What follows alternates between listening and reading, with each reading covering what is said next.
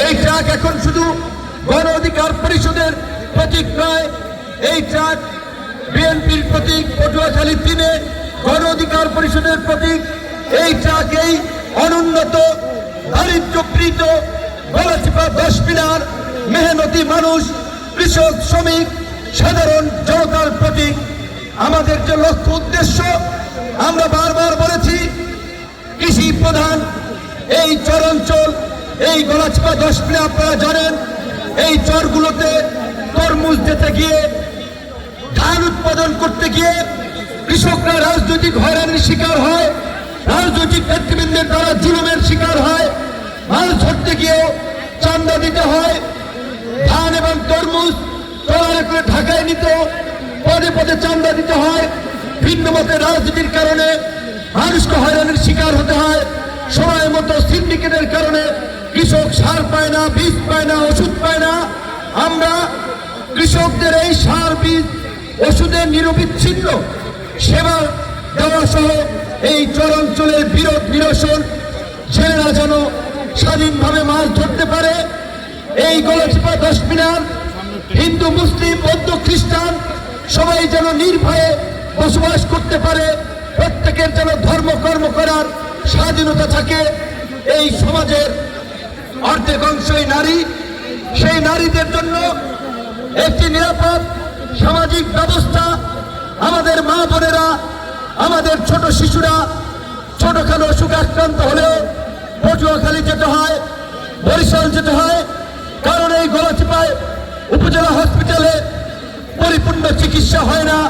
আমরা চাই উপজেলা পর্যায়ে একটা মানসম্মত চিকিৎসা সেবা নিশ্চিত করা।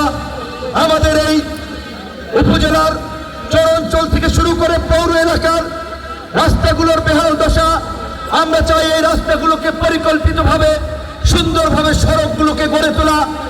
আমাদের এই কৃষক, শ্রমিক, মেহনতি মানুষের সন্তানদের যেন অর্থের অভাবে পড়াশোনা বন্ধ না হয়ে যায়, কোন মানুষ যেন বিনা চিকিৎসায় মারা না যায়, আমরা সেই বিষয়গুলো নিশ্চিত করতে চাই। সর্বোপরি এই দেশের এই জনপদের উন্নয়নের জন্য, এই জনপদকে এগিয়ে নিতে, এই জনপদের মানুষের জন্য একটি সুখী সমৃদ্ধ গলাচিপা 10 মিনার গড়ে তোলার জন্যই আমি এই এলাকা থেকে প্রার্থী হয়েছি। আপনারা জানেন আমি ঢাকা বিশ্ববিদ্যালয়ের ভিপি ছিলাম।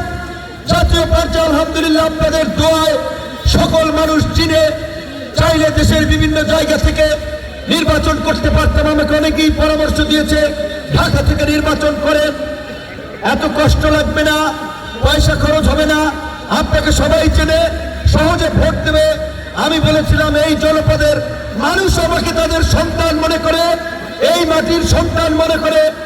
আপনারা জানেন আমি ছাত্রদের অধিকার আদায়ের জন্য 2018 সালে সেই কোটা সংস্কার আন্দোলন থেকে কৃষকের অধিকার, শ্রমিকের অধিকার, গার্মেন্টস কর্মীর অধিকার কিংবা মানুষ যখন অন্যায় বিচারের শিকার হয় সেটার প্রতিবাদ করেছি, মজলুমদের পক্ষে কথা বলেছি এবং সেই কথা বলতে গিয়ে অসংখ্যবার রক্তাক্ত হয়েছি, হামলার শিকার হয়েছি, কিন্তু জীবনে কাউকে কারো বিরুদ্ধে কোনো মামলা দেই নাই, কারো বিরুদ্ধে কোনো হামলা করি নাই, কাউকে কোনো কটু কথা বলি নাই, কারণ আমরা প্রতিহিংসা, প্রতিশোধের রাজনীতিতে বিশ্বাস করি না।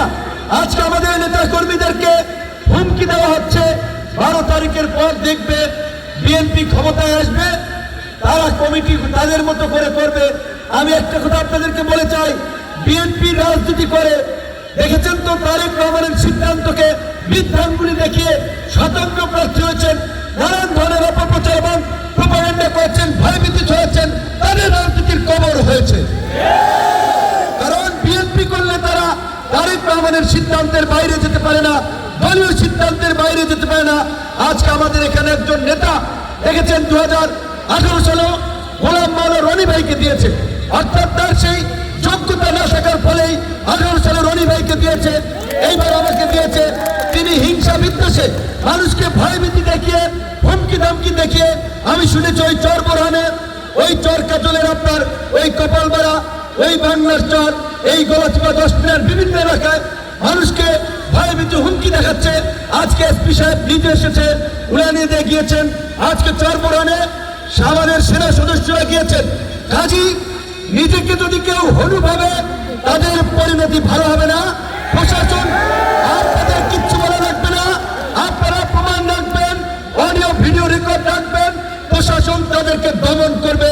যারা নির্বাচনের পরিবেশকে নষ্ট করতে চায়, মানুষকে ভয়ভীতি দেখিয়ে মানুষকে নির্বাচনী কার্যক্রম থেকে বিরত রাখতে চায়, এই সমস্ত দুর্বৃত্তদের জন্য বর্তমান প্রশাসনই যথেষ্ট।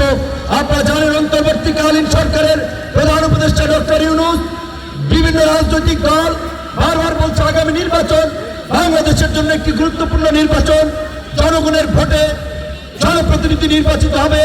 আমি মনে করি বিএনপি আমাকে অফিসিয়ালি সমর্থন দিলেও শুধুমাত্র বিএনপির ভোটেই জনপ্রতিনিধি হওয়া যাবে না।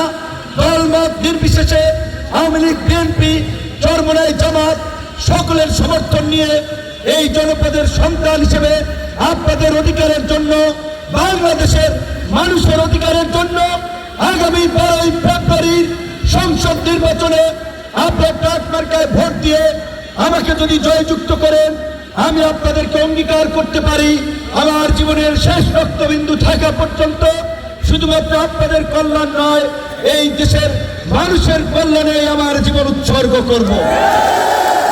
আমার বাবা কোনো শিল্পপতি নয়, বড় রাজনৈতিক নয়, সাধারণ পরিবার থেকে উঠে এসেছি। কাজে আমি আপনাদের মতোই একটি সাধারণ পরিবারের সন্তান। আপনারা আমার জন্য দোয়া করবেন, আমাদের মা বোনেরা, ভাইয়েরা আপনাদের দোয়া চাই। আসসালামু আলাইকুম।